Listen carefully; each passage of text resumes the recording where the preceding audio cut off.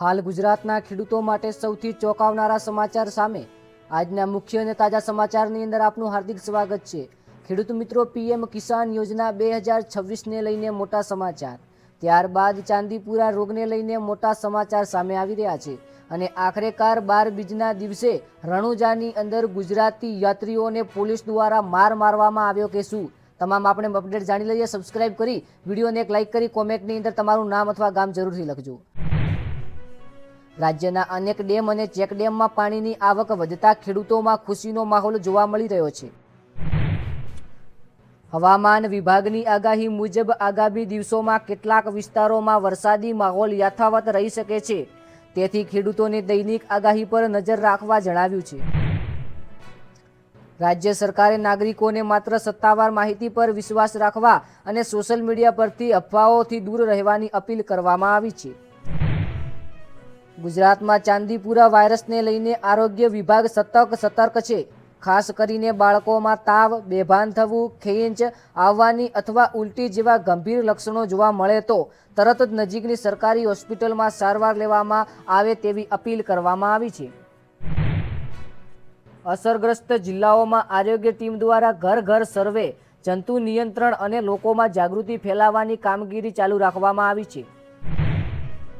મચ્છર અને અન્ય જીવતાઓના પ્રકોપને ઘટાડવા માટે ગામો અને શહેરોમાં દવા છંટકાવ કરવામાં આવી રહ્યો છે। રાજ્યના અનેક વિસ્તારોમાં સારા વરસાદને કારણે કપાસ, મગફળી, મકાઈ અને ડાંગરના પાકમાં સારો વિકાસ જોવા મળી રહ્યો છે।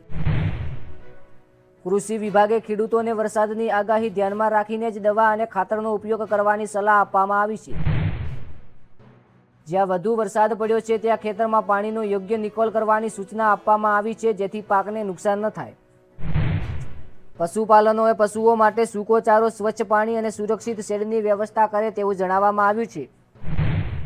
ખેડૂતોને અધિકૃત ડીલર પાસેથી જ ખાતર અને બિયારણ ખરીદવા માટેની ખાસ કરીને બિલ સાચવી રાખવાની સલાહ આપવામાં આવી છે। પીએમ કિસાન યોજનાને લઈને સૌથી મોટા સમાચાર।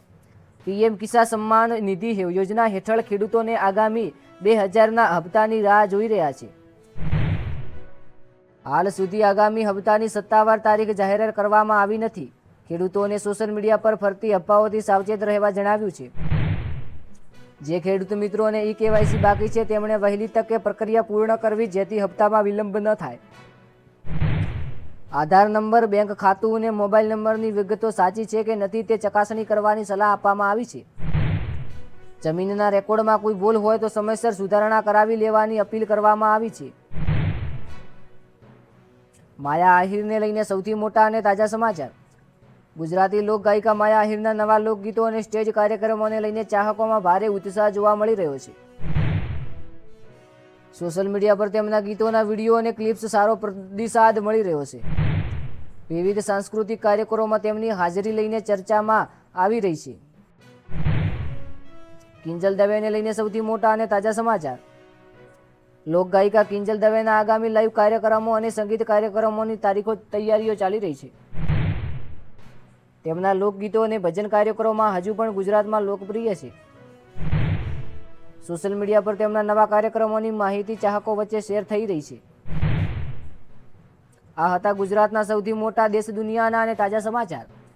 હાલમાં વાત કરવામાં આવે તો 12 બીજના દિવસે ગુજરાતના યાત્રીઓ અને ભારતના યાત્રીઓ રણોજામાં એન્ટ્રી કરતા એક મોટો ચોંકાવનારો કિસ્સો સામે આવ્યો છે।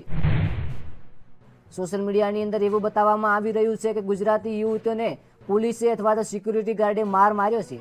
હવે આખરેકાર આ સમાચારની અંદર કેટલી હકીકત છે, આ સત્તાવાર કોઈ જાહેરાત પુષ્ટિ થઈ નથી।